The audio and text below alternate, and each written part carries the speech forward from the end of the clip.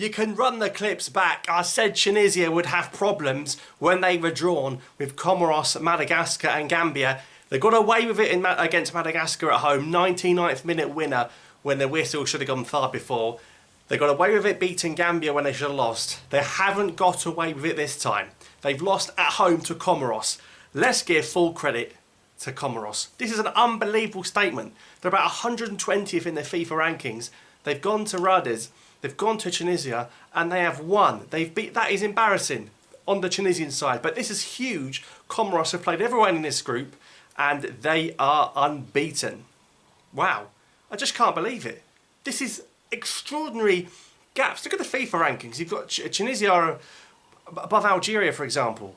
They cannot draw at home to Comoros. Yes, I know Algeria have lost to the likes of Mauritania. That's at tournaments. We're talking about in your own backyard.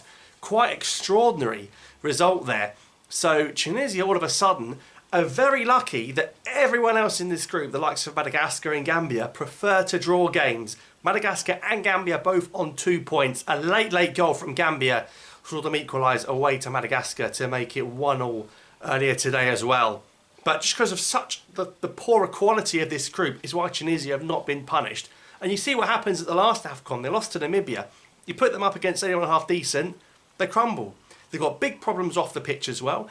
Their football association's in a mess. They basically haven't got an FA at the moment. They've got Benzati managing the national team for about the 17th time in his career. Can't believe he's still doing it. Probably doing a favour because they can't get anyone else. Still got the likes of Sakni leading the line captain. He probably picks the team. Look, they're a big mess. They need to sort it out. I think the second game against Comoros is in Qualifiers, but it'll still be a tough game. And if Comoros beat them again, and look, Maulida hit the crossbar at 1-0. They haven't fluked it. They should have won by 2 or 3. Embarrassing there from the Tunisians. They need to sort it out upstairs.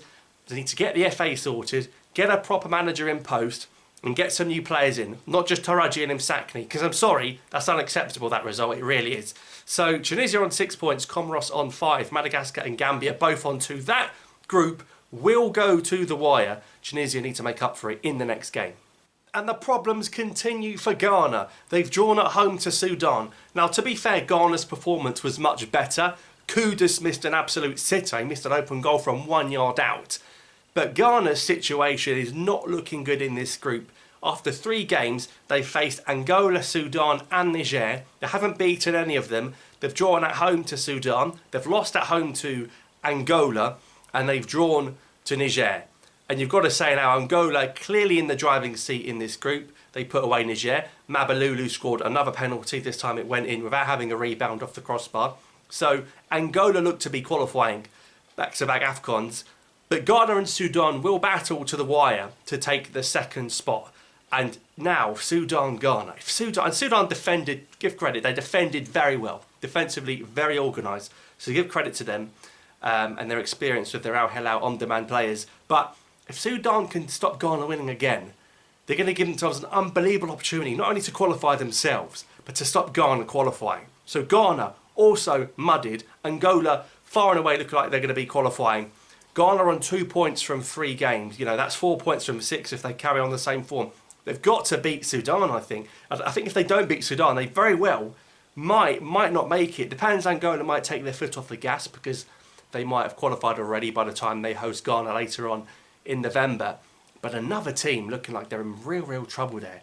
It's all happening in these AFCON qualifiers, isn't it? Quite remarkable scenes. So Ghana struggling, Tunisia struggling, Egypt put away Mauritania. But Mauritania, they played the same way they played Algeria. Physical, you're never winning anything in the air. It's going to take something special to beat them. And that's what Trezeguet did. Bang! What a finish. 70 minutes it took the Egyptians to break down Mauritania. Shame about the empty Cairo International Stadium. High ticket prices, cost of living crisis. I miss those ambiances, those atmospheres in African football. But bit of a strange result in the other game in that group where Botswana went to Cape Verde and won. So not the end of the world for Mauritania. Mauritania-Egypt will be a good game. Salah, of course, doing what Salah does best. Doesn't pop up much, but he's always in the right places and the right spaces to score goals. So Egypt on 9, they're pretty much there. But you've got Mauritania, Cape Verde and Botswana all in with a shout on 3 points. So the second spot in that group will be interesting as well. And then pretty much business as usual elsewhere in Africa. DR Congo 9 points out of 9 with their own goal. against Tanzania. You've got South Africa, the top scorers in qualifying alongside Algeria. Great moment with Lyle Foster. Great ball over the top, but Lyle Foster, what a moment with his mental health problems, coming back to South Africa, coming back on the score sheet. South Africa putting those early Blues away. 5-0 winners against Congo. McKenna had a really good performance as well. But yeah, you see Senegal winning comfortably despite losing Aliou Cisse as the manager against 10-man Malawi. Cameroon looked back to their best with Mbeumo and Abubakar and Onana in goal. Benin looked set to be joining Nigeria at the AFCON, but Nigeria took them 86 minutes to break down Libya, and perhaps Libya should have had a penalty as well. Nigeria 7 points out of a possible 9, no problems for them in this qualifying setup. When they face the likes of Benin and Rwanda in the World Cup one, that's where they've really got to try and sort it out. So overall, you know, we've got the host Cote d'Ivoire smashing Sierra Leone as well. They look good, the host, they've got confidence. You know, they're trying to win back-to-back AFCONs now. It's a big ask, but if anyone could do it, they may well give it a go in recent memory. But I want to see what happens with these lesser nations now, because everyone's going to play each other again, but they're going to be at home. You know, Mauritania's going to be at home, Comoros is going to be at home. Let's see, you know, maybe Togo can do something at home to Algeria as well. It's going to be interesting. Some will probably be similar, very one-sided. You expect Ivory Coast to still, you know, beat Sierra Leone away, and Senegal to still beat Malawi away.